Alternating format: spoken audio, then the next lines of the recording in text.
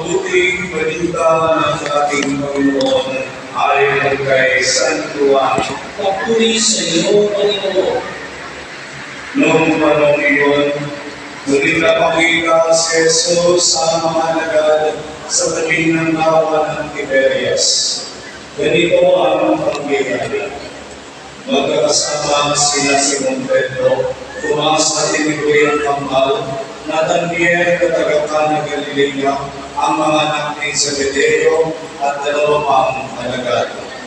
Sinabi sa kanila ni Simon Pedro, "Mangingisda ako." "Sasama kami," di kanila. Umalis sila at nalululan sa bangka, subalit walang nahuli ng gabing iyon. Nang magpupukang liwayway na, lumayo si Jesus sa bangka. Subalit hindi siya nakilala ng mga alagad. Sinabi niya, "Mga anak, mayroon ba kayong huli?" "Wala po," tugon nila. "Ihulog ninyo ang lahat sa gawing kanan ng bangka at makahuli kayo," sabi ni Jesus. Inihulog nga nila ang lahat at hindi nila ito makita sa dami ng huli. Sinabi kay Pedro ng alagad na minamahal ni Jesus, "Ang Panginoon ni Juan." Nang marinig ito ni Simon Pedro, siya'y nagsuot ng damit sapagkat hubad siya at tumalon sa tubig. Ang kasama niyang mga alagad ay sumapit sa bangka, sakay ng munting bangka, hinahila ang lampa na puno ng isda. Hindi sila gaano sa bangka, mga 7 metro lamang. Pagkahapon nila sa bangka, ay nakakita sila doon ng mga baga na may isda na kalihaw at ilang tinapay. "Magdala kayo ito ng mga isda na kunin ninyo," sabi ni Jesus. Kaya sumampa sa bangka si Simon Pedro at hinila sa bangka ng lambat na puno ng malalaking isda, 153 lahat. Hindi napulit ang lambat, kahit gano'n karami ang isda. "Halik kayo at mag-alusal tayo," sabi ni Jesus. Isang mga sa alagad ay manananas magtanong sa kanya kung sino sila, sapagkat alam nila na siya ang Panginoon. Lumapit si Jesus, kinuha ang tinapay at ibinigay sa kanila, gayon din ang isda. Ito ang ikatlong pagpapakita ni Jesus sa mga alagad pagkatapos na siya'y muling mabuhay. Ang mabuting balita ng ating Panginoon. Pinupuri ka namin, Panginoong Jesucristo. Pagsutuan.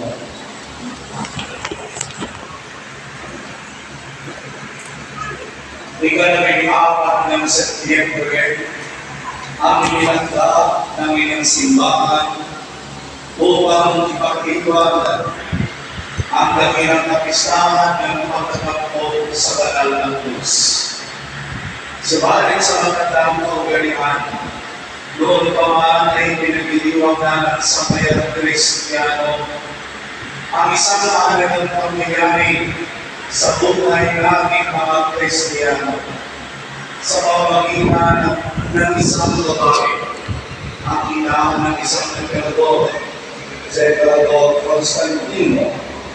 Naroon ay nagkaroon ng pagkakamanig sa isang tanda, ang tanda ng krus, dahil sa pamamagitan ng tanda nito, ang tagumpay sa pakikipagdiba ay lagi nilang nakakagit.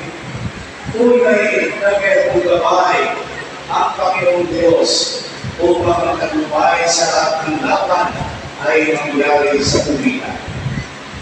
Si Santa Elena ang naging instrumento ng Panginoon upang matagpuan ang tunay na nagtikiyak ng banal na krus. Ang banal na tao ay kung saan ang Panginoon Kristo ay nagdusa at doon siya inilango, doon siya namatay. At ang banal na krus na ito ay hindi lamang tanda ng sakripisyo, kundi naging tanda naming mga Kristiyano upang tahakin ang landas ng pagsunod sa ating Panginoong Jesus. Ang Diyos ay tatak nating mga Kristiyano. Sabi nga ng ating Panginoong Jesus, sino man ang nagnanais na sumunod sa akin, kalimutan na kanyang sarili, pasanin ang kanyang krus at sumunod sa akin. Kaya para sa ating mga Kristiyano, ang banal na relikya ng krus ay isang makagandang palatandaan. Ito ay tanda ng ating pananampalataya. Ito ay tanda ng ating pagsasabuhay, ng ating pananalig, pag-ibig at pag-asa mula sa ating Panginoong Jesus na ating sinasabalita. At tuloy na sa pinsasaping ang ikatlo ng Mayo. Ang pagdiriwang na ito sa kapistahan ni Santa Elena ay ating ipinulita dahil ang banal na krus ay dapat nating paramalan sa isang magandang pamamaraan. Alam niyo, mula sa malayong bayan ng Roma, naglatway na parang isang makamang posisyon ang mga kusada kasama ang Lorena, ang Mahina Imperatriz. At sila'y nagtungo doon sa Jerusalem upang hanapin ang panagpapilihan ng Diyos. Salamat sa biyaya ng kapagalaman. Sa pamamagitan ng isang nabatay na natangkay sa Banal Cruz, siya'y tuwing mabuhay. Sa pamamagitan ng isang may sakit, siya'y nakahawak sa Banal Cruz. Siya'y tuwing tunay na mayroong himala na itinagkakaroon ng Diyos upang paralaan ang kalakihan ng ating Panginoon.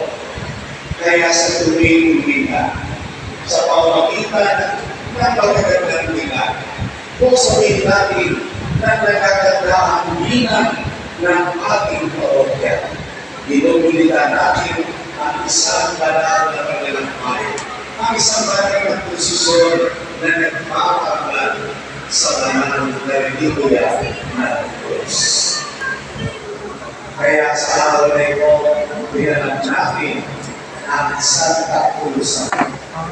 Alam mo, sa ating mga Katoliko, ang posisyon ng isang kalisisyon. Ang mga bata na nanunood sa mga posisyon, nagtatanong, sino yun nasa ako? Sino yun magandang naglalakad? Sino ang mga imakin na pinuposisyon?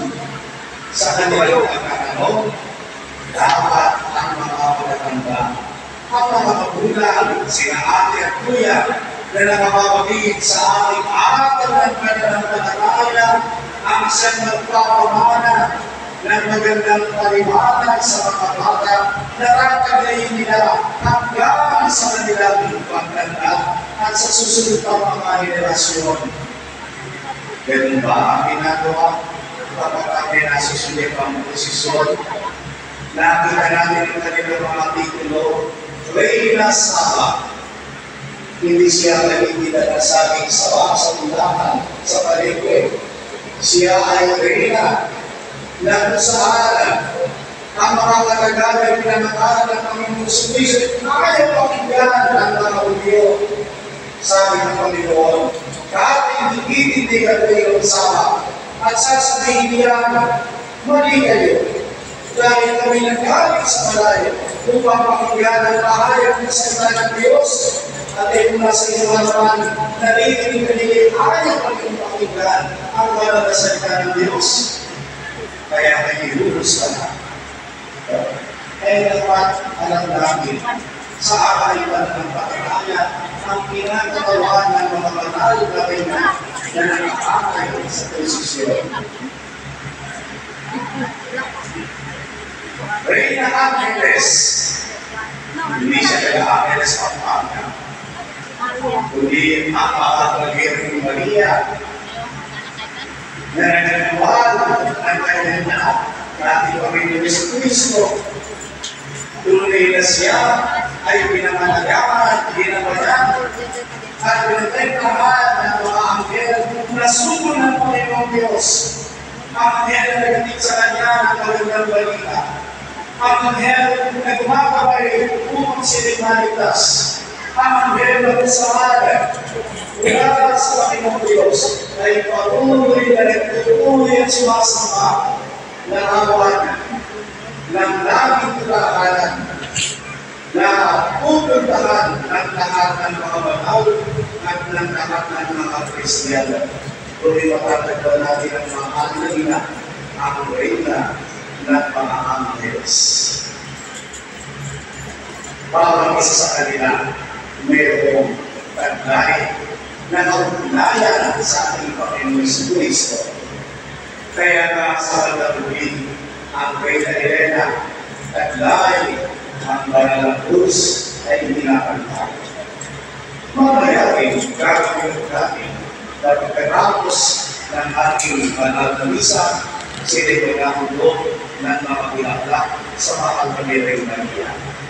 Dahil ang buwan ng Mayo, ang tinatawag natin Flores de Mayo, ay pagdedibusyon natin mga Katoliko.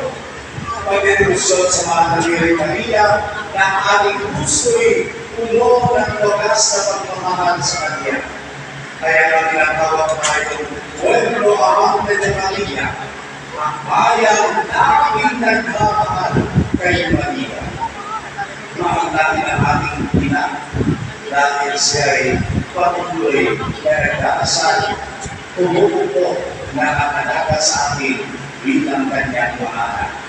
Kaya pagkahandog ng bulaklak, pahayag ng ating pagdedibusyon, ng ating pagpinitulog, ng ating pagmamahal sa Kanya. Napakaganda ng ating mga kaugalian. Hindi lamang tayo ay nagsasagawa ng isang gawain upang paramalan ang sinuman. Hindi. Ang lahat ng ating ginagawa ay mayroong pagtungkol sa pagpaparalan natin sa Diyos, sa pagpaparalan natin sa mga banal, sa pagpaparalan sa ating sinasampalatayanan at ang ating pagmamahal sa buong may kapal. Kaya mga kapatid, sana'y maging inspirasyon ang mga gawain ito upang tayo lalong umapit sa ating sinasampalatayanan. Dahil pa talikuran ang ating pananampalataya at nagtitinda ang malalim na pagturan ng lahat ng ating ginagawa. At iya'y mapugulat ang ating mamamata. Totoo nga, ang Diyos na dakila, kasama natin sa dunia. Siya ang unang nagmamahal sa atin. At kung tayo na nag-ibig sa Kanya, ito'y lamang natin sa Kanyang pamamahalang awa na patuloy sa ating lumakabay sa tubig. Amen. Amen. Kasi kayo po,